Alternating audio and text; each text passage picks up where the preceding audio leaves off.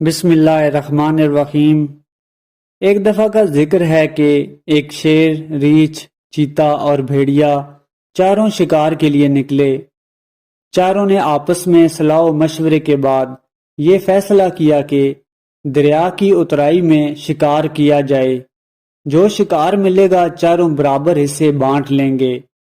یہ فیصلہ کرنے کے بعد چاروں شکار کرنے کے لیے نکل کھڑے ہوئے۔ اتفاقاً چیتے کی نظر ایک نیل گائے پر پڑتی ہے اور چاروں نیل گائے کے پیچھے بھاگتے ہیں اور اسے مار ڈالتے ہیں۔ عہد و پیمان کے مطابق برابر کے 4 حصے کیے جاتے ہیں۔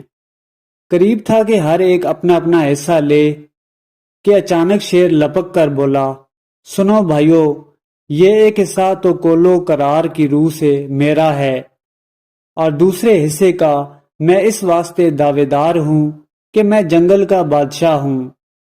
کہیں بھی اگر شکار ہو تو مجھ کو 4 حصہ بطور خراج کے ملتا ہے، اور تیسرا حصہ میں اس وجہ سے لوں گا کہ اس میں دل اور جگر ہے، جس کو تم جانتے ہو کہ میری دل پسند غذا ہے۔ رہا چوتھا حصہ سو میں نہیں جانتا کہ تم تینوں میں اس کو کیوں کر تقسیم کروں۔ اس سے بہتر ہے کہ اس کو بھی اپنے ہی تصرف میں لاؤں۔ یہ کہہ کر شیر 4 حصے چٹ کر گیا اور سب کے سب منہ دیکھتے کے دیکھتے رہ گئے۔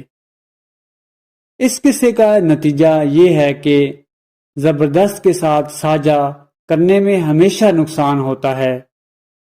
ویڈیو پسند آئی ہو تو چینل کو سبسکرائب کر لیں اور بیل آئیکن کو بھی دبا دیں تاکہ میں جب بھی کوئی نئی ویڈیو اپلوڈ کروں تو آپ کو بروقت اس کی نوٹیفیکیشن مل سکے۔